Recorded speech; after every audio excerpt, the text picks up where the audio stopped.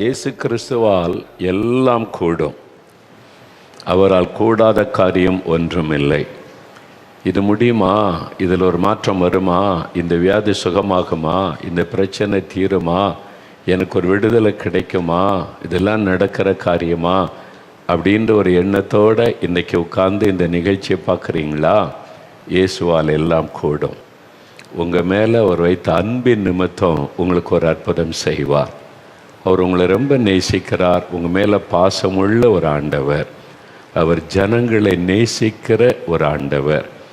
ஏன் அவர் அற்புதம் செய்கிறார்? எதுக்கு இந்த அற்புத பெருவிழா நடத்தப்படுகிறது? தேவையுள்ள மக்களுக்கு அற்புதம் செய்து அவளை மகிழ பண்ணுகிறவர் இயேசு கிறிஸ்து. ஆண்டவர் சொன்னார், இவ்வளோ ஜனங்க தேவையில், வியாதியில், வேதனையில், கண்ணீரில் கஷ்டப்பட்டு பிசாசின் உபத்திரவத்தில் கலங்கி நிற்கிறாங்க.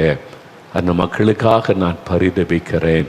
அந்த மக்களுக்கெல்லாம் நான் அற்புதம் செய்து அவர்களுடைய துக்கத்தை சந்தோஷமாக மாற்றணும்.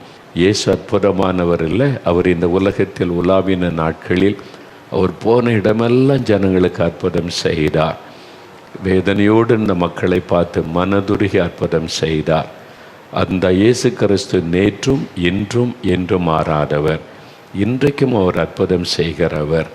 அதனால தான் இன்றைக்கும் என் ஜனங்களுக்கு நான் அற்புதம் செய்யணும் அப்படின்னு ஆண்டவர் சொன்னதுனால தான் இந்த ஜெபம் நடத்தப்படுகிறது. அதனால் எவ்வளோ மக்கள் சுகம் பெற்று, விடுதலை பெற்று, நன்மை பெற்று இயேசுக்குள்ளே சந்தோஷமாக இருக்கிறாங்க தெரியுமா? அதனால தானே நீங்களும் இன்றைக்கி எதிர்பார்ப்போடு வந்து உட்கார்ந்துருக்கிறீங்க. இயேசு இன்னைக்கு எனக்கு ஒரு அற்புதம் செய்வார் அப்படின்னு சொல்லி கட்டாயம் செய்வார். நம்ம ஜெபிக்கும் போது அற்புதம் நடக்கும். அதனால் விசுவாசத்தோடு நீங்கள் காத்துருங்க. இல்லைங்க, நாங்கள் கிறிஸ்தவங்கெல்லாம் இல்லைங்க, எந்த சர்ச்சுக்கெல்லாம் போனது இல்லைங்க, ஏதோ சொன்னாங்க இயேசு கிறிஸ்துக்கிட்ட ஜெபிச்சு அற்புதம் நடக்கும், இந்த நிகழ்ச்சியை பாருங்கன்னு சொன்னாங்க, அதனால் உட்கார்ந்துருக்குறோம் அப்படின்னு நீங்கள் சொல்கிறீங்களா? இயேசு உங்களையும் நேசிக்கிறார். அவர் மதங்களுக்கெல்லாம் அப்பாற்பட்டவர். அவர் எல்லாரையும் ஒரே விதமாய் நேசிக்கிறவர். யாரையும் மதம் மாறுங்கள் என்று சொல்ல மாட்டார். நீ மதம் மாறினா உனக்கு அற்புதம் செய்வேன் அப்படிலாம் இயேசு சொல்ல மாட்டார். அது அவருடைய வேலை அல்ல.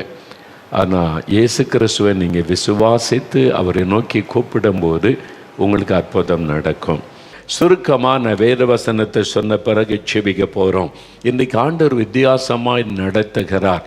நான் இதெல்லாம் நினைக்கல. நான் அற்புதம் செய்ய முடியாது, உங்களை சுகமாக்க முடியாது, உங்களை விடுதலை கொடுக்க முடியாது. உங்களைப் போல நானும் பாடுள்ள ஒரு மனிதன்தான். நானும் பாருங்கள், பனியில் நின்னால் எனக்கும் காய்ச்சல் வரும், செளி பிடிக்கும். நானும் பலவீனமுள்ள மனிதன். நான் பரலோகத்திலிருந்து இறங்கி வந்த தேவதூதன் கிடையாது. உங்களைப் போல சாதாரண மனிதன். ஆனால் இந்த மனிதனை கர்த்தர் பயன்படுத்துகிறார். அது அவர் பயன்படுத்துகிறார். இயேசு பயன்படுத்தி ஜனங்களுக்கு நன்மை செய்கிறார், அவ்வளவுதான்.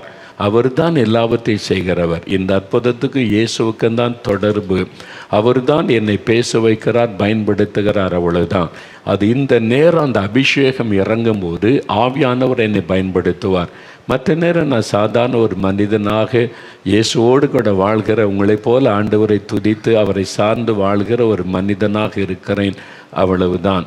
அதனால்தான் எனக்காக உங்களுடைய ஜெபத்தை நான் கேட்பேன். நிறைய பேர் எனக்காக ஜெபிக்கிறதுனால தான் கர்த்தர் என்னை பாதுகாக்கிறார், பயன்படுத்துகிறார். உங்களுடைய ஜெபத்திற்காய் நன்றி. இப்போ வசனத்தை நம்ம தியானிக்க போகிறோம். சரியா? நல்ல கவனிங்க. நான் சொந்த கருத்து, கொள்கை இதெல்லாம் பேசுவதல்ல. அதனால் என்ன பிரயோஜனம்? தத்துவம் பேசுகிறதுனால பிரயோஜனம் கிடையாது. தத்துவம் பேசுகிறது, கொள்கை பேசுகிறது, நான் பேசுவதெல்லாம் தேவனுடைய வார்த்தை. இந்த என் கையில் இருக்கிற வேத புஸ்தகம் வேர்ட் ஆஃப் காட், தேவனுடைய வார்த்தை. தேவன் மனிதர்களுக்காக எழுதி கொடுத்த அவருடைய வார்த்தை. அவருடைய பரிசுத்த மனிதர்களை கொண்டு தேவனுடைய ஆவியினால் ஏவப்பட்டு நமக்கு எழுதி கொடுத்த வார்த்தைகள். அப்போ அந்த வசனத்தை தான் நான் உங்களுக்கு சொல்லுகிறேன். இந்த வசனத்துக்கு வல்லமை உண்டு, ஜீவன் உண்டு. இது சுகம் கொடுக்கும், விடுதலை கொடுக்கும், ஆறுதல் கொடுக்கும். இந்த வசனத்தை கேட்டுக்கொண்டிருக்கும் போதே அற்புதம் நடக்கும். அதனால் இந்த வசனத்தை நீங்கள் கவனமாக கேட்கணும். இன்றைக்கு எனக்கு என்ன வார்த்தை இயேசு வைத்திருக்கிறார் அப்படின்னு காத்திருக்கிறீங்களா? சங்கீதம் 50வது சங்கீதம். வேத புஸ்தகத்தில் சங்கீதங்கள் என்று அருமையான ஒரு புஸ்தகம் இருக்கிறது. அதில் 50வது சங்கீதம் 15வது வசனம். அதை நான் வாசிக்கட்டுமா உங்களுக்காக? ஆபத்து காலத்தில் என்னை நோக்கி கூப்பிடு, நான் உன்னை விடுவிப்பேன், நீ என்னை மகிமைப்படுத்துவாய். ஆண்டவர் சொல்றார், என் மகனே, என் மகளே, உன்னுடைய ஆபத்து காலத்தில் என்னை நோக்கி கூப்பிடு. இயேசுவே எனக்கு உதவி செய்ய நீ கூப்பிடு. நீ கூப்பிட்டா நான் உனக்கு விடுதலை தருவேன், நீ என்னை மகிமைப்படுத்துவாய். இயேசு எனக்கு இதை செய்தார்னு மகிமைப்படுத்துவாய் அப்படின்னு ஆண்டவர் சொல்லி, அதுதானே நடக்குது. பார்த்தீங்களா? இந்த சாட்சி கூட அப்படி தானே. இயேசுவை கூப்பிட்டேன், விடுதலை கொடுத்தார், இப்போ அவரை பற்றி நான் மகிமைப்படுத்துகிறேன். இந்த வசனம் எவ்வளோ அழகாக நம்ம கண் முன்னால் நிறைவேறுது பார்த்தீங்களா? இன்றைக்கு உங்களுக்கு நடக்கும். ஆண்டவர் சொல்லார், என் மகனே, என் மகளே, ஏதோ ஒரு காரியத்தில் நீ அடிமைப்பட்டு கலங்கிக்கிட்டு இருக்கிற, ஏதோ ஒரு காரியத்தில் உனக்கு விடுதலை தேவை இருக்குது. ஒருவேளை பாவம், மதுபான பழக்கம், போதை வஸ்துகள், புகைப்பிடிக்கிற பழக்கம், தவறான பழக்கங்கள், தவறான காரியங்கள் உன்னை அடிமைப்படுத்தி சமாதானத்தை கெடுத்து கொண்டிருக்கிறதா? மகனே, மகளே, நான் உனக்கு விடுதலை தர்றேன், நீ என்னென்னக்கு கூப்பிட்டா போதும் உனக்கு விடுதலை தருவேன்னு ஆண்டவர் சொல்கிறார். ஒருவேளை வியாதி, இதை தீர்க்க முடியாத வியாதின்னு சொல்கிறாங்க, வாழ்நாள் முழுதும் மாத்திரை சாப்பிடணுன்றாங்க, இது என்ன வாழ்க்கை, நீ கலங்குறீங்களா? அவங்க சொல்லட்டும், இயேசு உங்களுக்கு விடுதலை தருவார். நான் உனக்கு விடுதலை தர்றேன், சுகம் தர்றேன். ஆத்தரைட்டிஸ் ஸ்டார்ட் சொன்னாங்கல்ல, லைஃப் லாங்க நீங்கள் மாத்திரை போடணும், சுகலாம் ஆக்க முடியாது, அவ்வளோதான். ஆனால் இயேசு விடுதலை கொடுத்துட்டார்ல, உங்களுக்கு விடுதலை தருவேன்னு வாக்கு கொடுக்கிறார். மகனே, மகளே, நீ பயப்படாத, நான் உனக்கு விடுதலை என்னென்னக்கு கூப்பிட்டா போதும் நான் உனக்கு விடுதலை தருவேன்னு சொல்கிறார்.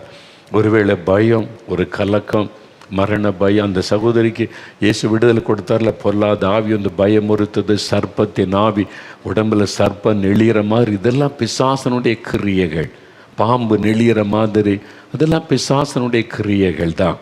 பைபிளில் சொல்லியிருக்க, பழைய பாம்பாகிய வலு சர்ப்பம் மனிதர்களை வஞ்சுக்கும் ஏமாற்றுன்னு சொல்லி பயமுறுத்துது. பார்த்தீங்களா? இந்த பாம்பின் ஆவி வந்து அவங்கள தூங்க விடலை, பயமுறுத்துது, மெண்டல் மாதிரி ஆக்கி விட்டது.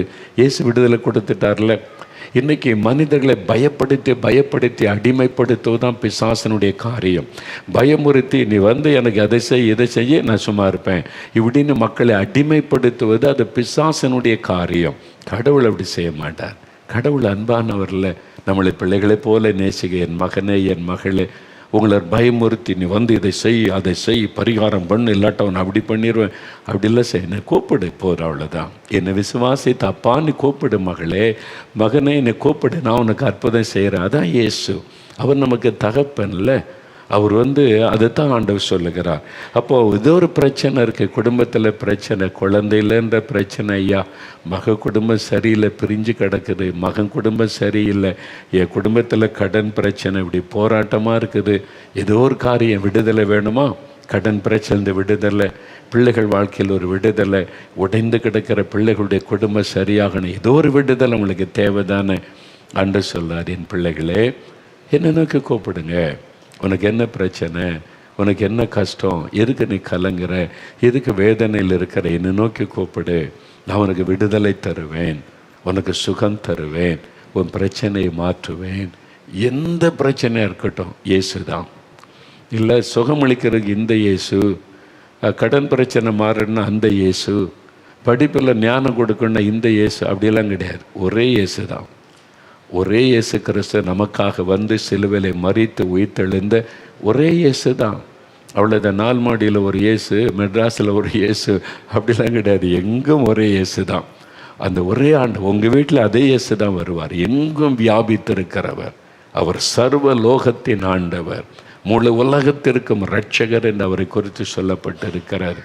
அவருக்கு மக்கள் மேலே வித்தியாசம்லாம் கிடையாது. இவங்க என்ன மதம், என்ன ஜாதி, என்ன மொழி, எல்லாரையும் சிருஷ்டித்தவர் அவர். அதனால் எல்லாரையும் நேசிக்கிறவர் அந்த ஆண்டவர். அவர் உங்களை நேசித்து உங்கள்கிட்ட பேசி கொண்டு இருக்கிறார்.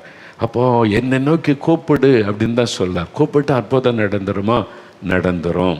வேறு புஸ்தகத்தில் கூட நிறைய அற்புதங்கள் எழுதப்பட்டு இருக்கிறது. நீங்கள் இந்த பைபிள் வச்சுருந்தீங்கன்னா வாங்கினா வாசித்தா உங்களுக்கு தெரியும். பரிசுத்த மார்க் எழுதின சுவிசேஷம் 10ஆம் அதிகாரம் 46ஆம் வசனத்திலிருந்து 52ஆம் வசனம் வரைக்கும் எல்லாம் வாசித்து பார்த்தீங்கன்னா, பரிதிமேயுன்ற ஒரு பிறவி கண் தெரியாத ஒரு மனிதன், கண் பார்வையில் பிறவியிலேயே குருடின்னு எல்லாம் அற்பமாக எண்ணினாங்க. அவன் இயேசுவை நோக்கி கூப்பிட்டான். இயேசுவே, தாவீதின் குமாரனே, எனக்கு கூப்பிட்டான். கூப்பிட்டவனை இயேசு நின்று அவனை அழைத்து வர சொல்லி அவனுக்கு கண்களை திறந்து கண் பார்வை கொடுத்தார். கூப்பிட்டவனுக்கு இயேசு அற்புதம் செய்தார். இங்கே வேத புஸ்தகத்தில் மத்தேயு 8:1-3 வாசித்தீங்கன்னா, தொழுநோயினால் பாதிக்கப்பட்ட குஷ்டரோக வியாதி, அதில் பாதிக்கப்பட்ட ஒரு மனிதன் கூப்பிட்றான், இயேசுவே உமக்கு சித்தமானா என்னை சுத்தமாக்குமால முடியுமே அப்படின்னு இயேசுவை கூப்பிட்டான். இயேசு மனதுருகி அவனை தொட்டு அவனை சுகமாக்கினார். அந்த அற்புதம் எழுதப்பட்டிருக்கு. கூப்பிட்டான், இயேசு அவனுக்கு சுகம் கொடுத்தார். மத்தேயு 14:30 பார்த்தா, இயேசுவோடு இருந்த சீஷன் ஒருவன் கடலில் திடீர்னு மூழ்கிட்டான். கடலில் அப்படி அமிழ்ந்து கொண்டிருக்காருன்னா, ராத்திரி நேரம், இருள் சூழ்ந்திருக்குது, பெரும் காற்று கொந்தளிப்பு, அமிழ்ந்து கொண்டிருக்கிற, ஆண்டவரே ரட்சியம் அப்படின்னு கூப்பிட்டான். இயேசுவே ஆண்டவரே ரட்சியம். கூப்பிட்டவனை இயேசு டக்குன்னு கையை பிடித்து அவனை தூக்கி தன் பக்கத்தில் நிறுத்தி கொண்டார். அமிழ்ந்து அழிந்து போக விடவில்லை. அமிழ்ந்து கொண்டு இருக்கிறீங்களா? பயத்தில், கடன் பிரச்சனையில், ஏதோ ஒரு போராட்டத்தில் அமிழ்ந்து கொண்டு இருக்கிறீங்களா? போச்சு என் வாழ்க்கையின் அவ்வளவுதான் அப்படின்னு கலங்குறீங்களா? இயேசு உங்களுக்கு கரம் நீட்டுகிறார். நீ வா மகளே, நீ வா மகனே, நான் உன்னை தூக்கி எடுக்கிறேன், நான் இருக்கிறேன் உனக்கு. ஆண்டவர் சொன்னார்ல அந்த மகளை பார்த்து, நான் இருக்கிறேன் உனக்கு. அழுது கொண்டிருந்தாங்க. ஆஸ்பத்திரியில் வெளியே உட்காந்து மகள் செத்து கொண்டு இருக்கிறாள். மருந்து குடிச்சிட்டா. டாக்டர் சொல்லிட்டாங்க எல்லாம் அவிஞ்சு போச்சு, பிழைக்கிறதுக்கு வாய்ப்பே இல்லை. அழுது கொண்டு இருக்கும்போது இயேசு எப்படி சந்திக்கிறார் பாருங்கள். வாய் பேச முடியாத ஒரு சகோதரி வந்து, எதுக்குமா அழுகிற? இயேசு எப்படி நம்ம சந்திக்கிறார், எவ்வளவு அற்புதமான ஆண்டவர் பார்த்தீங்களா? எதுக்கு நீ அழுகிற? மகள் சாக கிடக்கிற, செத்து போயிடுவான்னு சொல்கிறாங்க. இல்லை, இயேசு, அந்த இயேசுவை எப்படி அறிமுகப்படுத்துகிறான் பாருங்கள். பேச முடியாத ஒரு சகோதரி இயேசு அறிமுகப்படுத்துகிறாங்களே. உங்களுக்கு வாய் திறந்து பேச தெரியும்ல, எத்தனை பேருக்கு சொல்லலாம்ல. அவங்க சொன்னாங்க, நீ பயப்படாத, இந்த நிகழ்ச்சியை பாரு, இயேசு உதவி செய்வார். அற்புதம் நடந்ததில்ல. மரணக்கட்டை மாற்றி மகளை வெளியே கொண்டு வந்துட்டார்ல. எவ்வளோ சந்தோஷமாக சாட்சி சொல்கிறாங்கல்ல. இந்த மாதிரி அற்புதங்கள் ஆயிரம் இயேசு செய்து கொண்டிருக்கிறார். எல்லாம் இலவசம். அவருக்கு விடுதலை இலவசம், சுகம் இலவசம். இன்றைக்கு உங்களுக்கு செய்வார். கூப்பிடுங்க, இயேசுவே எனக்கு உதவி செய்யும். இயேசுவே, அந்த பெயரை சொல்லி கூப்பிட்டா போதும். அவருடைய பெயரில் தான் அந்த வல்லமை இருக்கிறாரு. அந்த பெயரை சொல்லி கூப்பிடுங்கள். மத்தேயு 15:22 பார்த்தீங்கன்னா, ஒரு கானானிய பெண், அந்த யூதர்கள் அவங்களெல்லாம் அற்பமாக நினைப்பாங்க. அவள் வந்து இயேசுவிடத்தில் வந்து, என் மகள் அசுத்த ஆவியில் கஷ்டப்படுகிறாள், இயேசுவே உதவி செய்யும் என்று கூப்பிட்டாள். தன் மகளுக்காக கூப்பிட்டாள். இயேசு அவளுக்கு அற்புதம் செய்தார். உங்கள் மகளுக்காக, மகனுக்காக, உங்கள் பிள்ளைகளுடைய குடும்பத்துக்காக கூப்பிடுங்க. கடன் பிரச்சனைக்காக கூப்பிடுங்க. உங்களுக்கு என்ன பிரச்சனை, இயேசுவை கூப்பிடுங்க. இயேசுவேன்னு கூப்பிடுங்க. இயேசுவே உதவி செய்யும், இயேசுவே விடுதலை தாரும், இயேசுவே அற்புதம் செய்யும். நீங்கள் கூப்பிட, என்னை நோக்கி கூப்பிடு, இயேசுவை நோக்கி கூப்பிடு. அதான் முக்கியம். சில கிறிஸ்தவர்கள் கூட இன்னைக்கு இயேசுன்ற பேரில், கடவுளே கடவுள், எந்த கடவுள்? இயேசுன்ற பெயரை சொன்னால் தான் அற்புதம் நடக்கும். சில சபையில் கூட சில ஊழியர்கள் இன்றைக்கு இயேசுன்ற பெயரை மறந்துட்டாங்க. புதிய மொழிபெயர்ப்பு, புதிய காரியம், கடவுள் வந்தார், கடவுள் பேசினார். எந்த கடவுள்? இயேசுன்ற நாமத்துக்கு தான் வல்லமை. இன்றைக்கு ஊழியர்கள் வஞ்சிக்கப்பட்டு போன காலம். நீங்கள் அந்த மாதிரி சபைக்கு போனீங்கன்னா அந்த போதர்கிட்ட சொல்லுங்கள், இயேசுன்ற பேரை சொல்லியா, இல்லாட்டா நீ எதுக்கு ஊழியக்காரன்னு பேசுங்க தைரியமாக. இயேசு சொன்னார், என் நாமத்தில் எதை கேட்டாலும் உங்களுக்கு செய்வேன். இயேசுன்ற பெயரில் தான் அற்புதம். இயேசுன்ற பெயரை சொன்னால் தான் விடுதலை. இயேசுன்ற நாமத்தை சொல்லி கூப்பிட்டாதான் அதிசயம் நடக்கும். அந்த இயேசு கிறிஸ்துன்ற பெயரை சொல்லணும். அந்த பெயரை கூப்பிட்டவங்களுக்கெல்லாம் அற்புதம் நடந்தது. இன்றைக்கி எவ்வளோ சாட்சி, எல்லாம் இயேசுன்ற பெயரை கூப்பிட்டதுனால தான், இயேசுவேன்னு கூப்பிட்டதுனால தான். அந்த இயேசு கிறிஸ்துவுக்கு தான், அந்த பேருக்கு தான் அந்த வல்லமை உண்டு. நீ கூப்பிட்டு பாருங்கள், இயேசுவேன்னு கூப்பிட்டு பாருங்கள். சிலருக்கு அந்த பெயரை பிடிக்காது, கசப்பாக தெரியும். நான் அப்படி தான், அந்த இயேசுன்ற பெயரை கேட்டாலும் கோபம், எரிச்சல் வரும். ஆனால் அந்த இயேசு தான் என்னை வந்து குணமாக்கினார், எனக்கு உயிரை கொடுத்தார். எனக்கு அன்பானவர்களே, அந்த இயேசு என்கிற பெயரை சொல்லி நீங்கள் கூப்பிடணும். நீங்கள் கூப்பிடணும். நீங்கள் கூப்பிட்டாலே இயேசு அற்புதம் செய்வார். மோகன்லாஸ் ஜெபிச்சாதான் அற்புதம் செய்வேன்னு இயேசு சொல்ல மாட்டார். உனக்கு ஒன்று வேணுமா, போ மோகன்லாஸ்கிட்ட போ, அவர் ஜெபம் பண்ண அற்புதம் செய்வேன்னு இயேசு சொல்லுவாரா? சொல்லவே மாட்டார். அப்படி யார்கிட்ட சொன்னதில்லை. நீ கூப்பிட்டாலாம் பதில் தர மாட்டேன்னு சொல்ல மாட்டார். நீங்கள் விசுவாசத்தோடு இயேசுவனை கூப்பிட்டா உங்கள் ஜெபத்தை கேட்பார், உங்களுக்கு அற்புதம் செய்வார். உங்கள் வீட்டில் இருந்தே கூப்பிடலாம், அங்கேயே வந்து அவர் அற்புதம் செய்வார். பாருங்கள், சென்னையில் ஒரு ஐயா இருந்தாங்க, பால்ராஜின்னு ஒரு ஐயா. அவங்களுக்கு 35 வருஷமாக ஆஸ்துமா வியாதி. 35 வருஷம். எப்படி பாருங்கள் இழுக்கும். ஒரு நாளைக்கு 4 முறையாவது இந்த இன்ஹேலர், அப்படி உரி வாங்க தெரியுமா, இன்ஹேலர் ஒரு நாளைக்கு 4 முறையாவது குறைஞ்சது பண்ணணும், இல்லாட்டா வாழ முடியாது. அந்த அளவுக்கு அந்த ஆஸ்துமா வியாதியினுடைய ஒரு பாதிப்பை பாருங்கள். 35 வருஷம் ஆகி போச்சு. அவங்க நம்ம நிகழ்ச்சியை பார்த்துக்கிட்டே இருந்தாங்களா, நம்ம ஜெபிச்சு என்ன நடக்கும், நான் சாதாரண ஒரு மனிதன், நான் கூப்பிட்டாலாம் நடக்குமா அப்படின்னு நினச்சாங்க. இல்லை, நீங்கள் கூப்பிட்டாலும் இயேசு அற்புதம் செய்வார் அப்படின்னு சொன்ன உடனே அவங்க கை வைத்து இயேசுவேன்னு கூப்பிட்டாங்க. 35 வருஷமாக ஆஸ்துமா வியாதியில் கஷ்டப்பட்ட இந்த இழுப்பில் எனக்கு ஒரு விடுதலை கொடுங்க அப்படின்னு கூப்பிட்டாங்க. பார்த்தீங்களா, இயேசு பார்த்துக்கிட்டே இருக்கார், எப்போ கூப்பிடுவாங்க அற்புதம் செய்யலான்னு. கூப்பிட்ட உடனே ஒரு வல்லமை தொட்டது. அவங்க சொல்கிறாங்க, அவங்களுக்குள்ள இந்த ஆவி வெளியேறி போனதை உணர்ந்தாங்களே, ஏதோ ஒன்று தன்னை விட்டு வெளியேறி போச்சு. அந்த ஆஸ்துமா வியாதி கொண்டு வந்த பொல்லாத ஆவி, சாத்தானின் ஆவி விலகிட்டு 35 வருஷம் வியாதி போயிட்டு. எவ்வளோ சந்தோஷம் இல்லை? துக்கத்தை சந்தோஷமாய் மாற்றுகிறவர் இயேசு. நீங்கள் இன்றைக்கு உங்களுடைய துக்கம் சந்தோஷமாக மாறும். பயப்படாதங்க, சொன்னு போகாதங்க, விசுவாசத்தோடு நீங்கள் கூப்பிடுங்க. இயேசு உங்களுக்கு அற்புதம் செய்வதை நீங்கள் பார்ப்பீங்க. சரி, இந்த இயேசுவை நோக்கி நான் கூப்பிடணும், எப்படி கூப்பிடுறது, என்ன எப்படி கூப்பிட்டா எனக்கு அற்புதம் செய்வார்?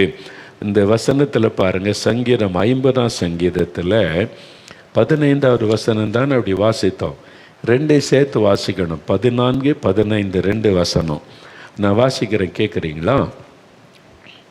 நீ தேவனுக்கு ஸ்தோத்திர பலியிட்டு உன்னதமானவருக்கு உன் பொருத்தனைகளை செலுத்தி ஆபத்து காலத்தில் என்னை நோக்கி கூப்பிடு, நான் உன்னை விடுவிப்பேன், நீ என்னை மகிமைப்படுத்துவாய். இதுதான் ஆண்டவர் சொல்கிறார். அப்போ நீ ஆபத்து காலத்தில் நோக்கி கூப்பிடுவதற்கு முதலாவது 2 காரியம் செய்யணுமா? முதல்ல அது என்னது? ஆண்டவர் சொல்கிறாரு, நீ தேவனுக்கு ஸ்தோத்திர பலியிட்டு நீ கூப்பிட வேண்டும். அப்படின்னா என்னது அப்படின்னு நினைக்கிறீங்களா? ஸ்தோத்திரம் சொல்லுவார். இப்போ ஒரு ஆளை பார்த்த உடனே, இப்போ நீங்கள் பார்க்குறீங்க, என்னை பார்த்த உடனே தோத்திரையான்னு சொல்கிறீங்களே, அது என்னது? எனக்கு உங்களை பார்த்த உடனே தோத்திரம் அப்படி சொல்கிறோம். அது மாதிரி ஆண்டவருக்கு ஸ்தோத்திரம் சொல்லுவது, ஆண்டவரை துதிப்பது, அது எப்படி அப்படின்னு கேட்டால், இப்போ முதலாவது, இயேசு கிறிஸ்து உங்களை நேசிக்கிறார். உங்களுக்கு சந்தேகம் இருக்குதா? அவர் நேசிக்கிறனால தான் உங்கள்கிட்ட பேசிக்கிட்டு இருக்கிறார். இயேசுவே என்னை நேசிக்கிறதற்காக உமக்கு ஸ்தோத்திரம் அப்படி சொல்லணும். இயேசு கிறிஸ்து உங்களை குணமாக்க விரும்புகிறார், அதனால தானே இந்த மாதிரி செய்தியெல்லாம் உங்களுக்கு தருகிறார். நீர் எனக்கு விடுதலை தர விரும்புகிறதற்காக ஸ்தோத்திரம். இப்போ இயேசு உங்கள் வீட்டில் இருக்கிறார். ஏன்னா நீங்கள் இருக்கிற இடத்துல இயேசுவின் பெயரை சொல்லி கூப்பிட்டு அங்கே பிரசன்னமாவார். உங்களுடைய கண்களால் பார்க்க முடியாவிட்டாலும் அவருடைய பிரசன்னத்தை உணர முடியும். இயேசுவே எங்கள் வீட்டில் எங்களோடு நீர் இருக்கிறதற்காக உமக்கு ஸ்தோத்திரம். இயேசு உங்களுடைய ஜெபத்தை கேட்கிறார். என்ன சொல்ல? இயேசுவே இப்பொழுது என் ஜெபத்தை நீர் கேட்கிறதற்காய் ஸ்தோத்திரம். எனக்கு நீர் அற்புதம் செய்ய போகிறதற்காய் ஸ்தோத்திரம். எனக்கு நீங்கள் சொன்னீங்க, என்னை நோக்கி கூப்பிடு உன்னை விடுவிப்பேன், நீ வாக்கு கொடுத்தீங்களே அதற்காய் ஸ்தோத்திரம். இப்போ எனக்கு விடுதலை தரப்போகிறதற்காய் ஸ்தோத்திரம். முதலாவது அவருடைய அன்பை நினைத்து அவரை துதிப்பது. எனக்காக நீங்கள் சிலுவையிலே மரித்தீங்களே அதற்காக உங்களுக்கு ஸ்தோத்திரம். என் பாவத்தை மன்னிக்க சிலுவையில் ரத்தம் சிந்தினீங்களே உமக்கு ஸ்தோத்திரம். என்னை குணமாக்க உம்முடைய சரீரத்தில் தழும்புகளை ஏற்றுக்கொண்டீரே அதற்காய் ஸ்தோத்திரம். முதல்ல ஸ்தோத்திரம், ஸ்தோத்திர பலியிடுவது. ஆண்டவரை துதிக்க துதிக்க அவருக்கு ஸ்தோத்திரம் சொல்ல சொல்ல அவருடைய பிரசன்னம் நம்மை நிரப்போம். நம்ம இருக்கிற இடத்துல அவருடைய வல்லமை காண முடியும். அதனால தான் அவருடைய பெயரை சொல்லி இயேசுவே உமக்கு ஸ்தோத்திரம் அப்படின்னு சொல்லி அவருடைய பெயரை சொல்லி அவரை துதிப்பது, அவரை பார்த்து அவருக்கு நன்றி சொல்லுவது, ஸ்தோத்திரம் பண்ணுவது. அப்படி ஸ்தோத்திர பலியிட்டு நாம் ஆண்டவரிடத்தில் செபிக்கணுமா? வேத புஸ்தகத்தில் பிலிப்பியர் 4ஆம் அதிகாரம் 6ஆம் வசனத்தில் சொல்லி இருக்கிறாரு, நீங்கள் எப்பொழுது ஜெபம் பண்ணினாலும் நீங்கள் ஆண்டவரை பார்த்து ஜெபிக்கும்போது ஸ்தோத்திரத்தோடு கூடிய ஜெபத்தினால் தேவனுக்கு தெரியப்படுத்துங்க. அதான் முக்கியம். நான் எப்போ ஜெபம் பண்ணாலும் சரி, முதலாவது சில நிமிடம் நேரம் ஆண்டவரை ஸ்தோத்திரம் பண்ணுவேன். நான் உயிரோடு இருப்பது உம்முடைய கிருபை, உமக்கு ஸ்தோத்திரம். என் பாவங்களை மன்னித்தீரே, உமக்கு ஸ்தோத்திரம். என் கூட இருக்கிறீரே, உமக்கு ஸ்தோத்திரம். என் ஜெபத்தை கவனிக்கிறீரே, உமக்கு ஸ்தோத்திரம். எனக்கு தகப்பனாக இருக்கிறீரே, ஸ்தோத்திரம். எனக்கு தாயாக இருக்கிறீரே, ஸ்தோத்திரம். எனக்கு ஒரு நல்ல சிநேகிதனாக இருக்கிறீரே, ஸ்தோத்திரம். என் ஜெபத்துக்கு பதில் தருகிறீரே, ஸ்தோத்திரம். இப்படி ஒவ்வொரு காரியத்துக்கு அவரை ஸ்தோத்திரம் பண்ண பண்ண பண்ண அப்படியே உள்ளத்தில் சந்தோஷம், மகிழ்ச்சி, அவருடைய பிரசன்னத்தை உணரலாம். அதனால தான் அந்த வசனம் சொல்லுது, முதலாவது நீ தேவனுக்கு ஸ்தோத்திர பலியிடு, ஆண்டவருக்கு ஸ்தோத்திரம் சொல்லு, எல்லாவற்றிலும் ஆண்டவரை ஸ்தோத்திரம் பண்ணிட்டு அப்படி ஜெபிக்கணும். ஆபத்து காலத்தில் நுனைக்கு கூப்பிடு. ரெண்டாவது ஒன்று சொல்லப்பட்டிருக்கு பார்த்தீங்களா? ரெண்டாவது அந்த வசனத்தில், நீ தேவனுக்கு ஸ்தோத்திர பலியிட்டு உன்னதமான அந்த தேவனுக்கு உன் பொருத்தனைகளை செலுத்தி, அது சொல்லப்பட்டிருக்கிறது. நீ பொருத்தனை பண்ணி ஜெபம் பண்ணு என்பதாக சொல்லப்படுகிறது. என்ன பொருத்தனை பண்ணுறது? நிறைய மக்கள் பாருங்கள், கிறிஸ்தவங்களை விட கிறிஸ்தவர் அல்லாத மக்களுக்கு தான் இது நல்லா தெரியும். நான் இந்து குடும்பத்திலிருந்து வந்ததுனால எனக்கு தெரியும். எங்கள் குடும்பத்தில் நான் பிரார்த்தனை பண்ணால் இதை செய்வோம், அதை செய்வோம், கடவுளுக்காக அதை செய்வோம், ஏதாவது செய்வோம். நீ பொருத்தனை பண்ணி பிரார்த்தனை பண்ணுறது, ஜெபிக்கிறது, வேண்டுதல் செய்வது, அதான் ஆண்டவருக்காக ஏதாவது செய்ய பொருத்தனை பண்ணி. இப்போ 1 சாமுவேல் 1ஆம் அதிகாரம் 11ஆம் வசனத்தில் ஒரு பெண், அன்னாள் என்கிற ஒரு பெண் தேவாலயத்தில் ஆண்டவருக்கு முன்னால் நின்று பிரார்த்தனை பண்ணுகிறாங்க. அவங்க ஜெபிக்கும், அவங்களுக்கு குழந்தை இல்லை. அதனால் நிந்த, அவமானம், பரிகாசம் உள்ள உடைந்து ஜெபிக்கும்போது, அழுது ஜெபிக்கும்போது சொல்கிறாங்க, ஆண்டவரே எனக்கு ஒரே ஒரு ஆண் குழந்தை தாங்க, என் நிந்த மாறினா போதும், அவமானம் நீங்கினா போதும், ஒரு ஆண் குழந்தையை நீங்கள் கொடுத்தால் அந்த குழந்தையை நான் உமக்கே தந்துடுவேன், உங்களுடைய ஊழியத்துக்கே தந்துடுவேன், நீங்கள் உங்களுடைய ஊழியத்துக்கு வைத்து கொள்ளுங்க, எனக்கு இந்த நிந்த மாறினா போதும், ஒரு ஆண் பிள்ளை தந்தால் உமக்கே தந்து விடுவேன். அப்படி தான் பொருத்தனை பண்ணி ஜெபிச்சாங்க. ஆண்டவர் அந்த ஜெபத்தை கேட்டு ஒரு ஆண் குழந்தையை கொடுத்தார், சாமுவேல் என்று சொல்லி. அந்த குழந்தை பால் மறந்த உடனே கொண்டு தேவாலயத்தில் ஊழியத்தில் விட்டுட்டாங்க. இன்றைக்கி இந்த ஊழியத்தில் பயன்படுத்தி கொள்ள, சின்ன வயசுலேருந்து தேவாலயத்தில் ஊழியம் செய்தான். ஆண்டவர் அப்படியே விட்டுட்டாரா? அதன் பிறகு பார்த்திங்கன்னா பல குழந்தைகளை அந்த அன்னாளுக்கு ஆண்டவர் கொடுத்து ஆசீர்வதித்தார்னு வேதத்தில் இருக்கிறாரு. பொருத்தனை பண்ணி ஜெபம் செய்வார், ஆண்டவர்கிட்ட இதை நான் செய்கிறேன்னு சொல்லி. ஒரு சமயம் சகோதரி ரொம்ப அழுதாங்க, குழந்தை இல்லை, நிந்தையாக இருக்குது, அவமானமாக இருக்குதுன்னு சொல்லி.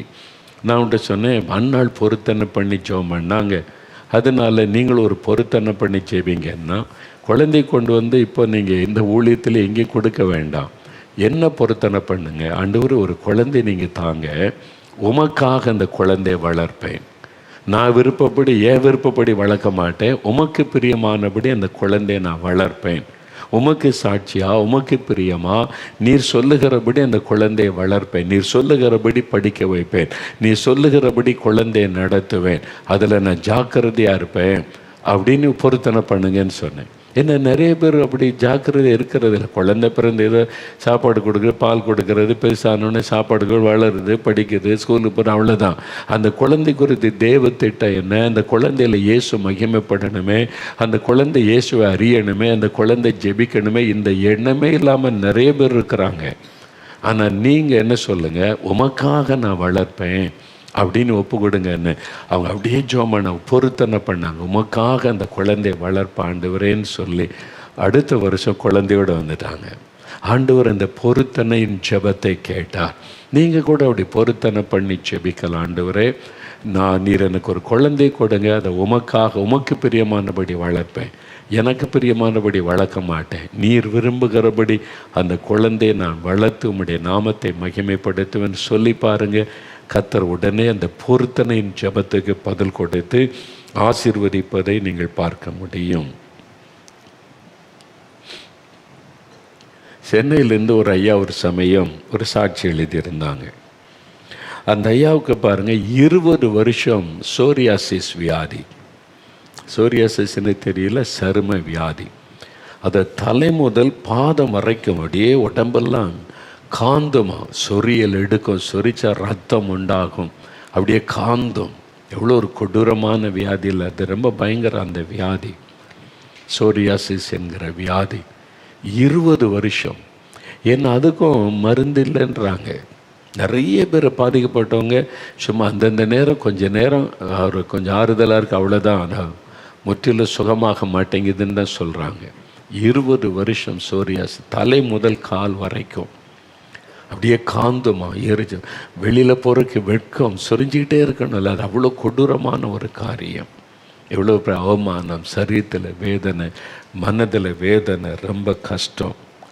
அவங்க நம்முடைய நிகழ்ச்சியை பார்த்து கொண்டு இருந்தாங்க.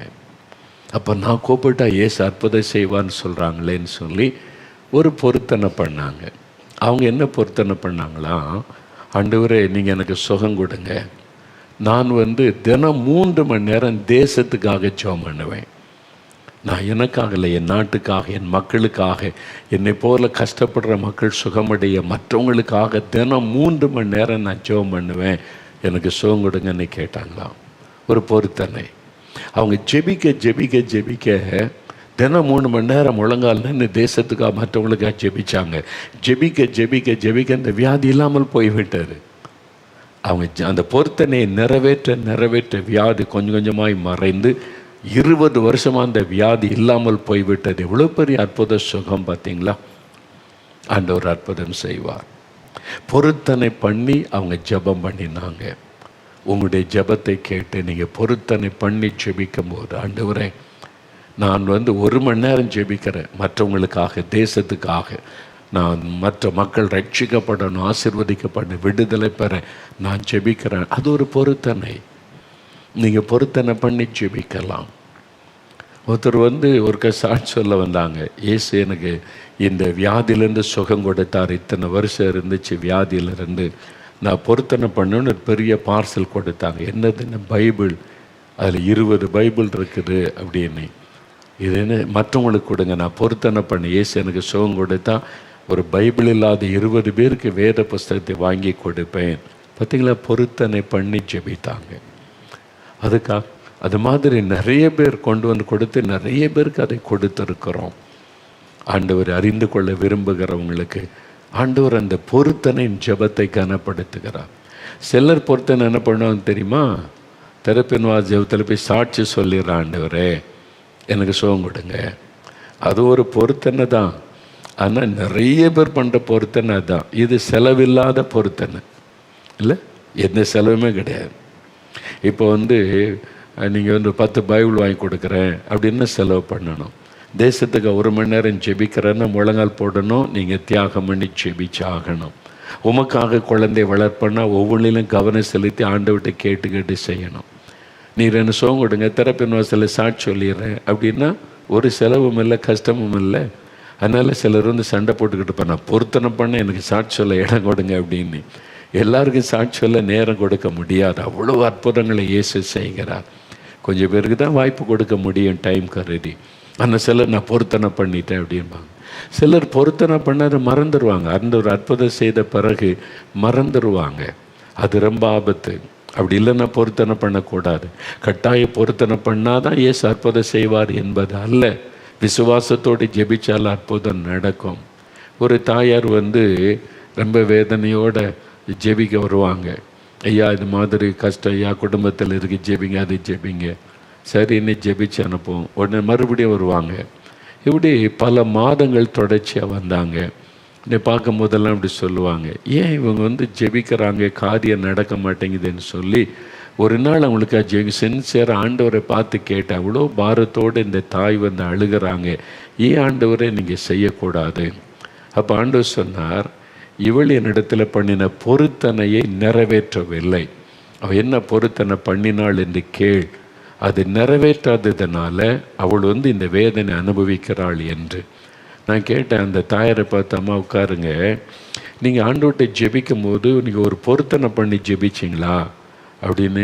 நான் எப்போ ஜெபிச்சாலும் பொருத்தனை பண்ணி தான் ஏன் ஜெபிப்பேன், பக்தியாக சொன்னாங்க. சரி பொருத்தனை பண்ணி ஜெபிச்சிங்களே, ஏசு அற்புதம் செய்தாரே, பொருத்தனை நிறைவேற்றினீங்களா? அதுதான் நான் முடியல.